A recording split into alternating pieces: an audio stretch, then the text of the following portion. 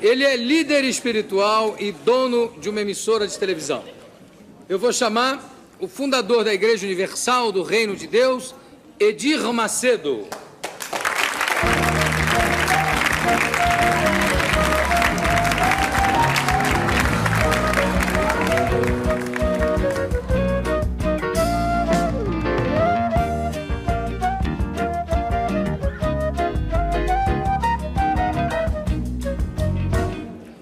Edir, antes de mais nada, qual é a tua origem religiosa? Católico. Você era católico, apostólico, romano? Católico, apostólico, romano. E quando é que te bateu assim de criar uma igreja própria? Bem, essa transformação não aconteceu da noite para o dia. Eu fui católico e um dia, como todo cidadão, todo ser humano que passa pelo poço, que chega no poço, no fundo do poço, eu precisei de uma ajuda. E eu fui na igreja católica e, entrando lá, eu vi aquele senhor morto, naquela pedra de mármore, Carrara, e umas velas e tal. E eu vi ali uma situação bem interessante, porque ele estava ali morto e eu não sabia se eu chorava, se eu pedia para ele, se pedia para mim. Então eu vi que a minha fé estava sendo canalizada errada, erroneamente. Então eu abandonei a Igreja Católica pelo fato de que não atendia às minhas necessidades exatamente na hora que eu precisava. Então parti para o Espiritismo, que é o normal. Mas você, quando sentiu necessidade da Igreja Católica, você chegou a falar... Deixa eu puxar mesmo um pouquinho para cá. Você chegou a falar com algum padre? Chegou a ir a um confessionário? Ou ir ter uma conversa com algum... Não, eu sempre pensei, Jô, que a gente tem que falar com Deus. E se Deus está em todo lugar, a gente não precisa de ninguém para falar com Ele.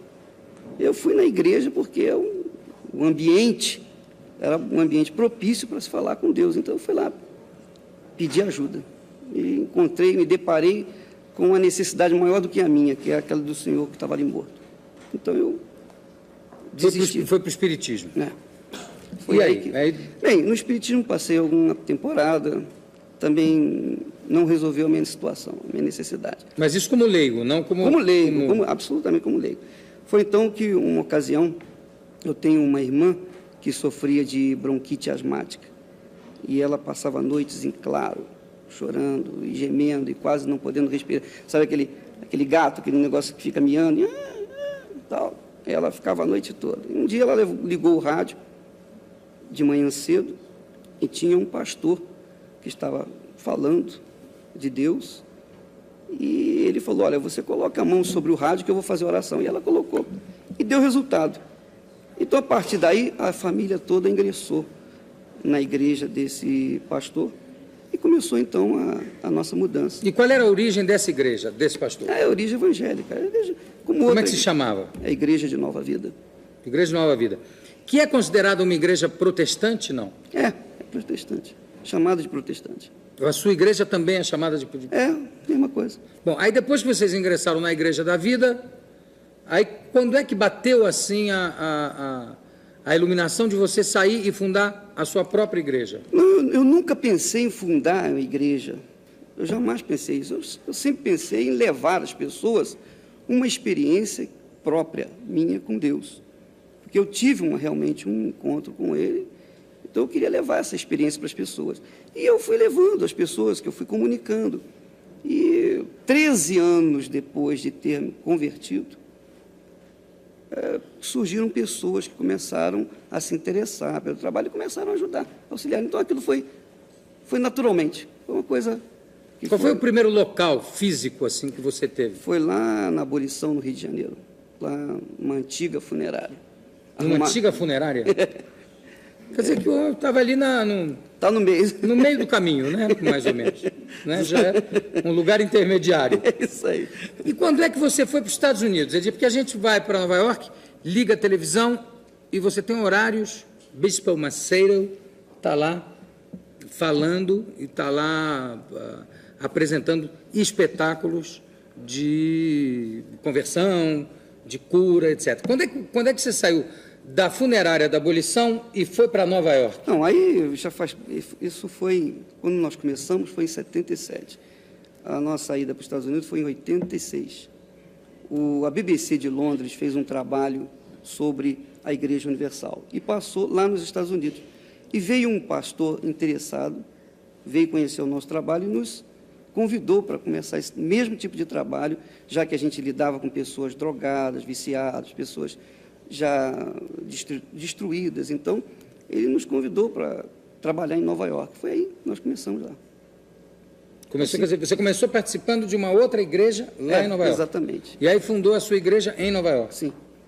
Né? Foi exatamente isso. E o poder de cura, Edir, você tem realmente o dom da cura? Não. Ou é uma coisa assim do momento, da coletividade, etc.? Não, eu não tenho o poder da cura, eu não sou, de forma nenhuma, curador. Quem tem o dom de cura é o Espírito Santo. Os dons pertencem a Deus. E Ele usa pessoas, assim como usou apóstolos, assim como usa pessoas hoje, e qualquer leigo. Mas você é um intermediário do Espírito Santo em casos de cura? Não, todas as pessoas que se entregam a Deus estão capacitadas para orarem para outras pessoas necessitadas e serem usadas por Deus. Não precisa ser pastor, não precisa ser bispo, não precisa ser nada. Pode ser um leigo, basta crer. Jesus disse, crê, tudo é possível aquele que crê. Então é você mesmo. Você falou em Jesus. Agora, a Igreja Universal, ela se apoia mais no Velho Testamento ou no Novo Testamento? Em ambos. O Velho Testamento é a base do Novo Testamento. Nós nos apoiamos no Novo Testamento, mas o Velho Testamento faz parte da nossa... No Velho Testamento você tem o Deus temor, né? Do temor. No Novo você tem o Deus do amor. Quer dizer, tem uma mudança muito significativa aí. O Velho Testamento apresenta Deus de longe, falando com o homem de longe. Quando ele falou com Moisés, falou de longe. No Novo Testamento apresenta Deus junto do homem, Jesus andando junto do homem. E agora, depois da morte e ressurreição de Jesus, Deus apresenta dentro da gente. Então, Ele está já dentro da gente. Então, houve uma aproximação. O Velho Testamento houve uma escada, né? Uma escada. Até que Deus vem dentro da gente, vem dentro de cada um que crê nele. Não vem dentro de qualquer pessoa, mas daqueles que realmente creem nele. Você falou em Moisés, me lembra uma definição do meu amigo Nizam Guanais, que diz que para ele Moisés foi o maior corretor de imóveis da história. Ele conseguiu convencer um povo inteiro a atravessar um deserto durante 40 anos para ir mostrar um terreno. Todo mundo atrás. Você falou que não precisa ser... Qualquer leigo pode ter o poder da cura, quer dizer, ser intermediário do Espírito Santo. Não precisa ser um padre, não precisa ser um bispo. Por que o bispo Macedo? Quer dizer, por que a nomeação de bispo? Não, o bispo, ele é um administrador. Uma palavra bíblica. Ele é um administrador espiritual. Então, a função dele... O pastor, ele lida com o povo, o bispo lida administrativamente com os pastores, com o clero religioso. E como eu ensino os pastores, eu sou professor, eu ensino, eu dirijo, eu tenho a minha função de pastor e de bispo, de fato e de direito, então eu sou um bispo. Não porque eu tenha me designado bispo, mas pela função. Pela função, não, pela coordenação do presbitério da igreja. Como é que cresceu nos Estados Unidos? Nos Estados Unidos, os pastores eletrônicos foram muito abalados no seu prestígio pelos escândalos, alguns escândalos sexuais e alguns escândalos financeiros que aconteceram. Até que ponto isso interferiu na tua igreja, lá nos Estados Unidos? Não interferiu em nada, porque nós sempre procuramos levar as pessoas a uma fé em Deus e a diferença da igreja eletrônica, desses pastores eletrônicos, é que eles usam a televisão para fazer a igreja das pessoas dentro de casa. E nós não, trabalhamos com as pessoas tete a tete, face a face. Mas mesmo dentro de casa, quer dizer, tem milhares de pessoas assistindo sempre, né? Em locais enormes. Sim, eles assistem, mas o pastor está atrás das câmeras. Quem tem que estar atrás das câmeras são os artistas, e não o pastor. O pastor tem que estar junto das ovelhas. Os artistas têm que estar na frente das câmeras, aliás. Né? Exato, ou na frente das câmeras. Na frente. Mas o pastor ele tem que estar junto com as ovelhas. Tem que estar ali coladinho. Não, mas também você sabe que tem artistas atrás das câmeras. Você vê, se não houver artistas atrás das câmeras, os artistas que não aparecem. Nós temos até um artista mesmo aqui atrás da câmera, que é o Ed Murphy, que está ali atrás daquela câmera, que é o famosíssimo cameraman, que está todo encolhidinho ali, para não aparecer, mas não adianta, Ed, você tem que... Ô, Edir, como é, nos Estados Unidos, por exemplo, na televisão, você tem um canal de televisão ou você compra o horário para passar o teu programa? Não, lá... Você é dono de um horário? Lá a gente aluga, como aqui também, né? Há um aluguel de tempo. Nós compramos o horário. Mas aqui vocês compraram a TV Record? Nós compramos. A igreja adquiriu. Como é que, de repente, uma igreja só, quer dizer, a Igreja Universal do Reino de Deus, quer dizer, não é ligada a nenhuma outra igreja protestante, consegue angariar tantos donativos a ponto de poder comprar horários de televisão nos Estados Unidos, que é uma coisa cara, e comprar uma estação de televisão no Brasil? Bem, em primeiro lugar, para responder essa pergunta, nós temos que dizer o seguinte, João. A televisão, a Record, ela não foi comprada nem à vista, não foi comprada cash, com dinheiro na mão. A televisão tinha um passivo, e nós assumimos o passivo, e o saldo está sendo pago em parcelas. Então... Não, mas mesmo assim, por exemplo, se eu quisesse ter comprado a Record na época, não ia dar. Mesmo assim, assumo o passivo, vou assumir esse passivo aqui. Pronto. O resto divide. Bem, eu não sei as suas condições, mas a igreja luta, né? Ela trabalha, ela naturalmente tem ofertas, e as ofertas são destinadas para o desenvolvimento do trabalho da igreja. Com isso, a igreja foi afetada pelo Plano Collor? O Plano Collor chegou a bloquear parte dos rendimentos Não, da igreja? Porque o que... Os rendimentos da igreja ficam lá fora. Boa sua pergunta.